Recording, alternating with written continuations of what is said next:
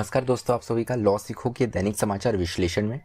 तो चलिए आज के आर्टिकल्स देख लेते हैं। 3 आर्टिकल्स आज हम चर्चा करेंगे। द हिंदू से एक आर्टिकल लिया गया है जो कि हेट स्पीच और जेनोसाइड अर्थात नरसंहार के बारे में है।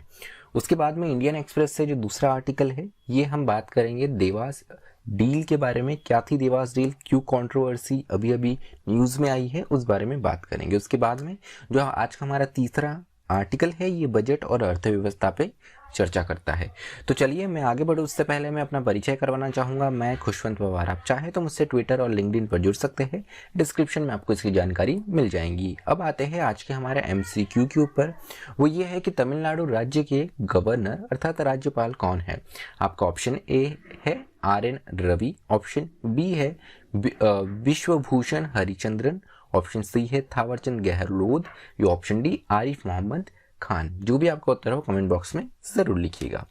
अब आते हैं हमारे डिस्क्रिप्टिव क्वेश्चन की ओर। वो ये है कि convention on prevention and punishment of the crimes of genocide of 1948, Bharat इसका सिग्नेटरी और इसे रेटिफाई दोनों करा हुआ है। इसके बावजूद भारत ने अभी तक कोई भी कानून जो है वो जेनोसाइड के संबंध में नहीं लाया है। तो इसी पर आपको एक आलोचनात्मक विश्लेषण करना है। आप आपका उत्तर 250 शब्दों में लिख सकते हैं। चलिए हमारे आर्टिकल पे आते हैं। हेट स्पीच पे आज का हमारा आर्टिकल है हेट स्पीच और जेनोसाइड। तो हमारे देश में हाल ही में कुछ घटनाएं देखने को मिली जिसमें यहाँ पर हिंसा फैलाने वाले भाषण किए गए, हेट स्पीच की गई। उन्हीं श्रृंखला में एक और हेट स्पीच देखने को मिली, ये याति नरसिंहानंद के द्वारा देखी गई, जिन्होंने मुस्लिम कम्युनिटी को टारगेट करते हुए उनके जेनोसाइड की बात करी। तो भारत जो है जेनोसाइड कन्वेंशन 1948 का जो है उसका भारत सिग्नेटरी और इसे रेटिफाई भारत दोनों ही कर चुका है। इस कन्वेंशन को लाने के लिए 3 देशों ने महत्वपूर्ण भूमिका निभाई थी, जिसमें भारत, क्यूबा और पनामा था। और इसी कन्वेंशन के माध्यम से जेनोसाइड नरसंहार जो है उसे प्रतिबंधित और जो जिसने नरसंहार किया है उन्हें पनिश करने के लिए कानून बनाने की बात की गई। तो यहाँ पर अगर हम कन्वेंशन देखें तो कन्वेंशन के 3 महत्वपूर्ण आर्टिकल के बारे में बात करेंगे। आर्टिकल 1 जो है वो कहता है टू नॉट कमिट जेनोसाइड, नरसंहार कमिट नहीं करना है और नरसंहार प्रिवेंट करने के लिए इसे नहीं हो इसके लिए कदम उठाए जाने चाहिए। और जेनोसाइड होता है तो उस कंडीशन में जो दोषी है उन्हें पनिश किया जाना चाहिए, उन्हें सज़ा होनी चाहिए। उसके अलावा इसके प्रोविजंस को इफेक्ट में लाने के लिए हर देश को अपने देश में लेजिस्लेशन अर्थात कानून लाने की आवश्यकता है। और उसके अलावा एक कॉम्पिटेंट ट्राइब्यूनल में जेनोसाइड करने के लिए जिन्हें चार्ज किया गया है उनके खिलाफ यहाँ पे मामला चलना चाहिए। तो एक कॉम्पिटेंट ट्राइब्यूनल की भी बात आर्टिकल 6 में की गई है। तो ये 3 महत्वपूर्ण आर्टिकल थे, आर्टिकल 1, आर्टिकल 5 और आर्टिकल 6।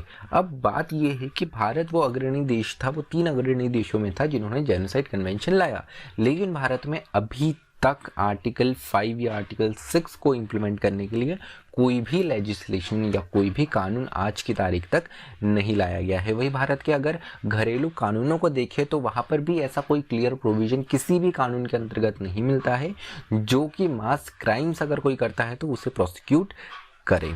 उसके अलावा another lacuna in Indian domestic law is that they do not prevent hate speech और एसोसिएटेड एक्ट्स। उसके अलावा हेट स्पीच और एसोसिएटेड जो एक्ट्स है इसे भी भारतीय कानून इतने स्पष्ट तरीके से यहाँ पर पनिश नहीं करते हुए हमें कोई भी प्रोविजंस नहीं देखते हैं। तो इसी को देखते हुए यहाँ पर जेनोसाइड नरसंहार की बात की जाती है हमारे देश में।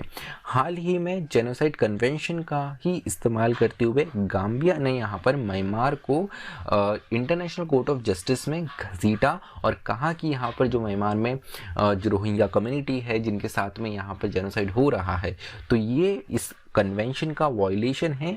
तो म्यांमार को इसी में दोषी ठहराते हुए यहाँ पे मामला दर्ज करा है इंटरनेशनल कोर्ट ऑफ जस्टिस में गाम्बिया में। काफ़ी न्यूज़ में भी ये रहा था, हमारे एग्जाम के पॉइंट ऑफ व्यू से भी काफ़ी ज़्यादा इम्पोर्टेंट हो जाता है।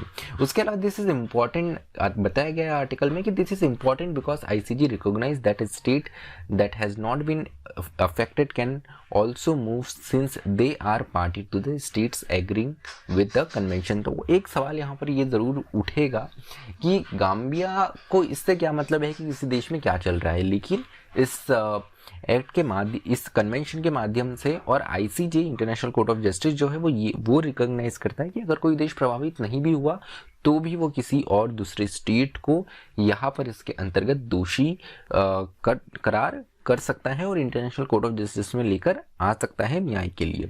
तो इंटरनेशनल कोर्ट ऑफ जस्टिस ने अपने कुछ प्रीवियस केसेस में जिसमें case of Bosnia Herzegovina versus Serbia and Montenegro, इस केस में भी यहाँ पर इस चीज़ को दोहराया है कि ICJ held that Serbia had failed to prevent genocide. यहाँ पे सर्बिया को दोषी ठहराया गया था और कहा गया था कि नरसंहार जेनोसाइड जो है उसे प्रिवेंट करने में सर्बिया फेल हुआ है। तो अपने आप में किसी भी देश के लिए काफ़ी शर्मनाक बात होती है जब आईसीजे ऐसा एक जजमेंट या ऐसी एक रूलिंग आपके अगेंस्ट करता है। तो ज़रूरत है भारत के लिए कि हमारे देश में भी कोई जेनोसाइड के इफेक्ट कन्वेंशन के इफेक्ट को लाने के लिए कोई कानून आए, जो कि आज की तारीख तक नहीं आया है। दूसरे आर्टिकल की ओर बढ़ते हैं देवास डील के बारे में। तो देवास डील जो है ये इसरो और देवास मल्टीमीडिया प्राइवेट लिमिटेड के बीच में हुई थी। इसी को देखते हुए यहाँ पे गवर्नमेंट ऑफ इंडिया और फॉरेन इन्वेस्टर्स जो है इनके बीच में एक टसल अलग अलग लेवल पे देखने को मिला। भारत में कुछ केसेस हुए, कुछ भारत के बाहर केसेस हुए, कुछ भारत के पक्ष में आए, कुछ भारत के विपक्ष में आए। तो यहाँ पर इसरो और देवास जो है इन्होंने एक डील यहाँ पर साइन करी थी आज से 12 वर्ष पहले, जिसे देवास एंट्रिक्स डील कहा जाता है। एंट्रिक्स जो है ये भारत इसरो के साइड की एक कंपनी थी। तो इसरो और देवास एंट्रिक्स के माध्यम से इसरो जो है देवास के साथ में यहाँ पर डील करती है। तो यहाँ पर देवास इस डील के अनुसार देवास जो कंपनी थी इन्हें 2 कम्युनिकेशन सैटेलाइट्स जो है वो अंतरिक्ष में भेजने थे। लेकिन यहाँ पर इस 2 सैटेलाइट्स को भेजने के लिए जो वैल्यू फिक्स की गई थी वो की गई थी 167 करोड़ और यहाँ पर देवास जो है उसके बदले सर्विसेज जो मल्टीमीडिया सर्विसेज है वो प्रोवाइड करेगा on 70 megahertz S band spectrum. अब ये मामले में कुछ धांधलियाँ देखने को मिली। देवास जो कम्युनिकेशन सैटेलाइट स्थापित करने की बात कर रहा था जिससे मोबाइल नेटवर्क और बेहतर हो जाते और यहाँ पर कम्युनिकेशन के लिए और जरिए खुल जाते, तो ये देखने को मिला कि देवास के पास में इसका सरकार की तरफ से कोई भी लाइसेंस नहीं है। प्रश्न उठा इसरो पे कि इसरो ने किस प्रकार से इस चीज़ को अलाउ करा। डील होने के पहले क्या इसरो ने जो ज़रूरी ड्यू डिलीजेंस है, जो ज़रूरी यहाँ पर एक जांच होनी चाहिए थी, वो जांच अपनी नहीं करी है और इसरो जैसी एजेंसी पे ये एक सवाल खड़ा हुआ। तो यहाँ पर 2005 में ये डील एनल्ड कर दी गई उस टाइम की यूपीए गवर्नमेंट के द्वारा और 2011 में यूपीए गवर्नमेंट ने भी इसे 2005 में एनल्ड की गई और 2011 में यूपीए गवर्नमेंट ने इसे सिक्योरिटी रीजंस के कारण इस डील को पूरी तरह बंद कर दिया। अब ये डील स्क्रैप होने के बाद में यहाँ पर देवास जो कंपनी में जो फॉरेन इन्वेस्टर्स ने पैसा डाला था उन्हें कंपनसेशन चाहिए था और इसी को लेकर वो अलग अलग फोरम्स में गए। तो देवास कंपनी को कंपनसेशन भी अवार्ड कर दिया गया इंटरनेशनल चैम्बर ऑफ कॉमर्स के द्वारा सितंबर 14, 2015 में करीब $1.2 बिलियन का। उसके अलावा UN commission on international trade law के अंतर्गत भी इन्हें $111 मिलियन का कॉम्पनसेशन यहाँ पे अवार्ड किया गया। उसके अलावा जर्मन और मॉरिशस इन्वेस्टर्स जो है इन्होंने भी अपने डैमेजेस क्लेम करे बायलैटरल ट्रीटीज के जरिए। उसके अलावा यहाँ पे फ्रांस में भी कुछ हमें नहीं माफ़ कीजिएगा कनाडा में भी यहाँ पर देवास कंपनी के इन्वेस्टर्स के द्वारा केस किया गया और यहाँ पे भी भारत के विपक्ष में भारत के अगेंस्ट निर्णय सुनाया गया, हालांकि वह भी स्टे कर दिया गया है। तो यहाँ पर अगर हम देखें उसके अलावा भारत में क्या हुआ, भारत में जो ईडी जो है हमारे देश में यहाँ पे ईडी को जांच का इसे जिम्मा सौंपा गया। तो भारत में यहाँ पर जो हमारा ईडी है उसके पास में इसका इन्वेस्टिगेशन इन्फोर्समेंट डायरेक्टरेट जो है उसके पास में इसका इन्वेस्टिगेशन सौंपा गया। वही इन्वेस्टिगेशन जो है वो आगे किसी इरेगुलरिटीज के चलते हुए सीबीआई को सौंप दिया गया। तो सीबीआई ने फाइनली 8 ऑफिशियल्स जो है उनके अगेंस्ट क्रिमिनल कॉन्स्पिरेसी का केस दर्ज करते हुए चार्जशीट फाइल करी। उसके अलावा ईडी ने भी यहाँ पे एक चार्जशीट फाइल करी 2018 में, जो कि मनी लॉन्ड्रिंग के बारे में थी, जो कि एंट्रिक्स के एमडी और 5 देवास ऑफिशियल्स जो है उनके अगेंस्ट की गई। इस चार्जशीट में 85% chargesheet claim that 85% of 579 crore foreign fund was taken over to US under various claims। तो यहाँ पर जो 85% पैसा है इसमें यूएस इन्वॉल्वमेंट की बात की गई, जो फॉरेन फंड यहाँ पर आया। उसके अलावा एंट्रिक्स ने भी एक यहाँ पर यहाँ पर एक केस यहाँ पे फाइल किया गया एनसीएलटी में देवास के लिक्विडेशन के लिए, जिसे एनसीएलटी ने अलाउ करा और देवास के लिक्विडेशन की बात की गई। अब यही मामला जो है वो सुप्रीम कोर्ट में चैलेंज हुआ था एनसीएलटी का डिसीजन, और उसे सुप्रीम कोर्ट ने अपहेल्ड कर दिया है सितंबर 8, 2021 को।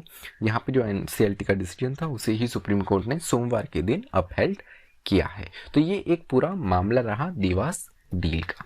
तीसरे आर्टिकल की ओर बढ़ते हैं, जो कि इंक्लूसिव बजट के बारे में बात करता है। कोविड के चलते हुए हमारे फॉर्मल सेक्टर्स में काफ़ी ज़्यादा प्रॉफिट देखने को मिले, काफ़ी ज़्यादा फायदे कंपनी को देखने को मिले, लेकिन वही इनफॉर्मल सेक्टर की बात करें तो पेंडेमिक से सबसे वर्स्टली अफेक्टेड जो सेक्टर है ये इनफॉर्मल सेक्टर है। तो यहाँ पे ज़रूरत है कि जो हमारा बजट आए वो इस चीज़ को ध्यान में रखते हुए आए।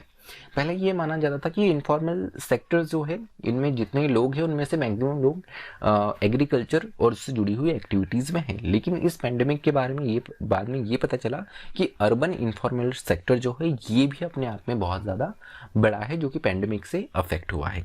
यहाँ पर अजीम प्रेमजी इंस्टीट्यूट की अगर रिपोर्ट की बात करें तो इनकी स्टडी के अनुसार अर्बन इनफॉर्मल सेक्टर जो है इस पर सबसे बुरा प्रभाव पड़ा है इस महामारी, इस पेंडेमिक का लॉकडाउन वगैरह के चलते हुए। तो यहाँ पर ज़रूरी है कुछ कदम उठाने के। सबसे पहले बताया गया कि opportunity for unskilled equipped people for their participation in economy. जो अनस्किल्ड इक्विप्ड पीपल है इन्हें अपॉर्चुनिटी अवेलेबल करके देना, जिससे वो हमारी अर्थव्यवस्था में यहाँ पर योगदान दे सके। उसके अलावा टाइम बाउंड इम्प्लीमेंटेशन प्लान बनाने की आवश्यकता है। बजट में एक टाइम बाउंड इम्प्लीमेंटेशन प्लान आना चाहिए, जिसके द्वारा ये अनस्किल्ड पीपल जो है वो अपना योगदान, वो अपना कॉन्ट्रीब्यूशन जो है इकोनॉमी में दे सके और खुद को भी सस्टेन। उसके अलावा यहाँ पर बताया गया है कि जो लेबर इंटेंसिव मैन्युफैक्चरिंग जॉब्स हैं, कुछ देश है उनका उदाहरण दिया गया है, चीन, बांग्लादेश, वियतनाम। इन देशों ने अपने अनस्किल्ड वर्कफोर्स को लेबर इंटेंसिव मैन्युफैक्चरिंग जॉब्स में इन्वॉल्व किया है, जिसके चलते हुए वो अपनी लाइवलीहुड, वो वर्कर्स अपनी लाइवलीहुड और देश में एक अर्थव्यवस्था में भी योगदान देखने को मिला। आईफोन की कंपनी जिस प्रकार से चीन में है, ये बहुत से लोगों को एम्प्लॉय करती है। वही वियतनाम में अगरबत्तीज़ की जो फैक्ट्री है करीब 10,000 पीपल को यहाँ पे एम्प्लॉय करती है। वही बांग्लादेश की यहाँ पे गारमेंट इंडस्ट्री जो है वो भी काफ़ी ज़्यादा अनस्किल्ड वर्कर्स को जॉब मुहैया करवाती है। तो भारतीय बजट में कुछ चीज़ें शामिल करने की बात की गई है, जो कि है इन्वेस्टमेंट हमारे इंफ्रास्ट्रक्चर, एजुकेशन और स्किलिंग में। तभी जाकर हमारी ये जो अनस्किल्ड वर्कफोर्स है इसे हम उपयोग में सही वे में यूटिलाइज कर सकते हैं। भारत में अगर स्किल्ड पॉपुलेशन की बात करें तो ये केवल 5% है। वही साउथ कोरिया में ये 96% और जर्मनी में 75%, वही यूएस में ये 52% है। तो यहाँ पर जिसके ऊपर सबसे ज़्यादा जिम्मेदारी आती है वो है नेशनल स्किल डेवलपमेंट कॉरपोरेशन। तो नेशनल स्किल डेवलपमेंट कॉरपोरेशन को और फास्ट अपना काम करने की आवश्यकता है। उसके अलावा यहाँ पर अगर हम देखें तो हमारा एजुकेशन सिस्टम में भी काफ़ी खराब स्थिति है। कक्षा 5 तक अगर हम देखें तो 44% बच्चे ऐसे हैं जो पैसेज 1 पढ़ पाते हैं, अर्थात 56% बच्चे नहीं पढ़ पाते हैं। वही यहाँ पे क्लास 2 में केवल 23% बच्चे हैं जो कि डिवीजन यहाँ पर कर सके। तो अपने आप में काफ़ी खराब स्थिति है। जो स्टैंडर्ड है हमारे स्कूल्स का वो काफ़ी ज़्यादा खराब है, खासकर गवर्नमेंट स्कूल्स का। नेशनल एजुकेशन पॉलिसी इन मुद्दों को यहाँ पर एड्रेस करती है। उसके अलावा ज़रूरी है कि गवर्नमेंट के साथ में जो प्राइवेट प्लेयर्स है, जो हमारी इंडस्ट्रीज़ है, जो CII के मेंबर्स हैं, ये भी स्टूडेंट को यहाँ पर एजुकेशन प्रोवाइड करने में हेल्प करें, जिससे कहीं ना कहीं जो एक ब्रिज है, जो एक गैप है, उसे हम जल्द से जल्द ब्रिज कर सकते हैं। उसके अलावा अदर पॉलिसी जैसे टैरिफ रिडक्शन हो गया और रेगुलेटरी मेजर्स हो गया, ये भी उठाए जा सकते हैं सरकार के द्वारा। तो चलिए आज का हमारा डेली न्यूज़पेपर एनालिसिस यही समाप्त होता है। मुझे सुनने के लिए आप सभी का धन्यवाद। Thank you. Stay tuned to Law सीखो।